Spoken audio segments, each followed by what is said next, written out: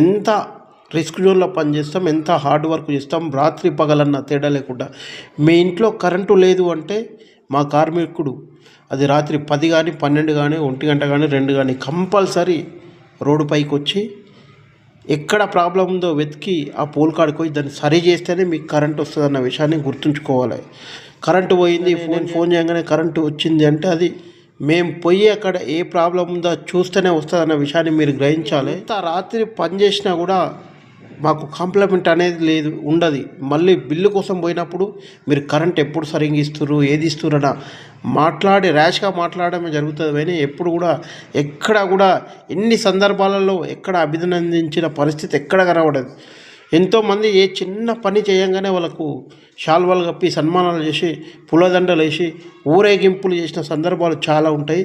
ఆయన విద్యుత్ కార్మికుడు 24 గంటలు 365 రోజులు మీ అందరి కోసం పనిచేస్తాడన్న విషయాన్ని ఎక్కడ కూడా గ్రహించారు. కరెంటు బిల్లు కట్టకపోతే మేము వచ్చి కట్ చేస్తాం అనగానే మా పైన మీరు కోపం చూపెడతారు. పై ఆఫీసర్ నుంచి ఎంత ప్రెజర్ ఉంటుంది అనేది కూడా ఒక్కసారి ఆలోచించాలి. మీ ఇంటికి వచ్చి కరెంటు కట్ చేస్తున్నామని అంటున్నామంటే అది మా వృత్తి ధర్మం. మాకున్న ప్రెజర్ పైన మేము దానిపైనే జీతం తీసుకొని దానికోసమే మేము పనిచేస్తున్నాం కాబట్టి మా విధి నిర్వహణను నిర్వర్తించాలి.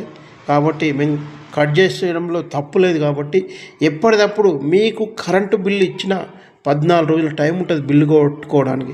ఆ 14 రోజులు కూడా కట్టారు. తక్కువ సందర్భాలలో కట్ చేస్తాము. 2-3 నెలల కరెంటు బిల్లు డ్యూ ఉంటేనే మా కార్మికులు వచ్చి కట్ చేశారన్న విషయాన్ని మీరు గ్రహించాలి. లేటు కట్టి మళ్ళీ కొట్లాడడానికి రావడం ఇది ఎంతవరకు సమంజసం అనే విషయం కూడా మీరు ఒక్కసారి గ్రహించవలసిన అవసరం ఉంది. కాబట్టి మీ ఇంట్లో మాలాంటి ఒక విద్యుత్ కార్మికుడు మీ ఇంట్లో ఉంటే మీకు మా కష్టమేంది, మేము పడుతున్న ఇబ్బందులు ఏంది అనేది మీకు తెలిసే అవకాశం ఉంటుంది.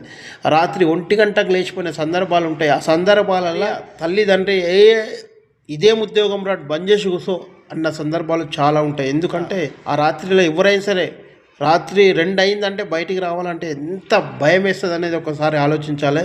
మన తల్లిదండ్రులు కానీ మన భార్య కానీ బయటికి పోతుండు ఏమవుతుందో, మళ్ళీ ఇంటికి వస్తాడా రాడా అన్న సందర్భాలు కూడా చాలా ఉంటాయి. అట్లాంటి సందర్భాలు కూడా చాలా జరిగినాయి.